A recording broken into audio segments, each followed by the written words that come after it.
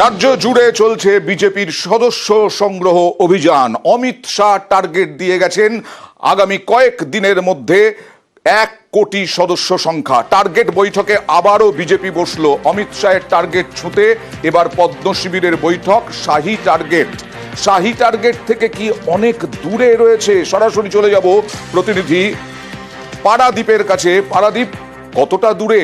অনেক দূরে। সেই দূর কি সম্ভব কাছে আনা? কি বলছেন বিজেপি নেতৃত্ব?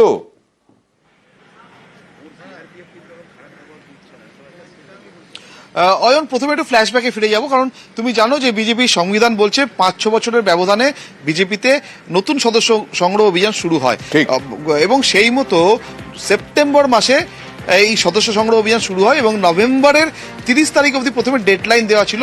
পরবর্তীকালে সেই ডেডলাইন 15 দিন আরো বাড়ানো হয়, কারণ বেশ কয়েকটি রাজ্যে বিজেপির যে সদস্য সংখ্যা লক্ষ্যমাত্রা দেওয়া হয়েছিল সেখান থেকে পিছিয়ে ছিল বিভিন্ন কারণে। সাংগঠনিক কারণ হতে পারে, বিভিন্ন রাজ্যে নির্বাচন ছিল, সেসব কারণ হতে পারে। কিন্তু আজ বিজেপির যে রাজ্য দপ্তর, আমাদের বঙ্গে যে রাজ্য দপ্তর, সেই রাজ্য দপ্তরে সাধারণ সম্পাদক সুনীল বনসলজি তিনি এসেছিলেন।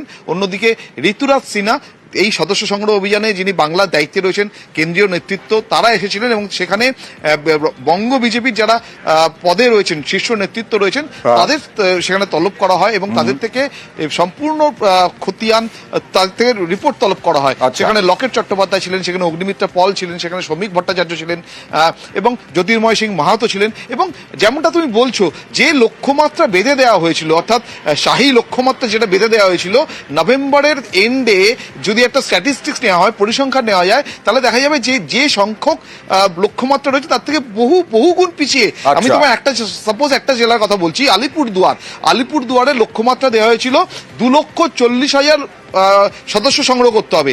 নভেম্বর মাসের 30 তারিখ অবধি যে খতিয়ান বা যে পরিসংখ্যান হাতে এসছে, সূত্র বলছে সেখানে কম বেশি 50,000 হয়েছে সদস্য সংগ্রহ।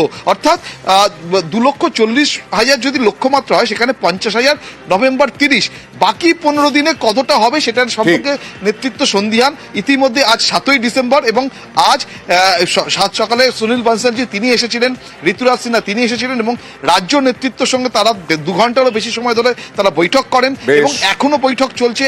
প্রথম দফার বৈঠক শেষ হয়েছে, বিকেলে আরো 1 দফা বৈঠক হবে এবং সেখানে কিন্তু কেন করা যাচ্ছে না, কি অন্তরায় হয়ে দাঁড়াচ্ছে, কিভাবে কি পদ্ধতি বা কি টোটকা, কি দাওয়াই দিলে এই সদস্য সংগ্রহ লক্ষ্যমাত্রা সেটা লক্ষ্যে পৌঁছানো যাবে, সে সম্পর্কে কিন্তু আলোচনা চলছে। এমনটাই কিন্তু আভ্যন্তরীণ বিষয় বলে ফুলফিল করতে পারে কিনা আদৌ বিজেপি নেতৃত্ব।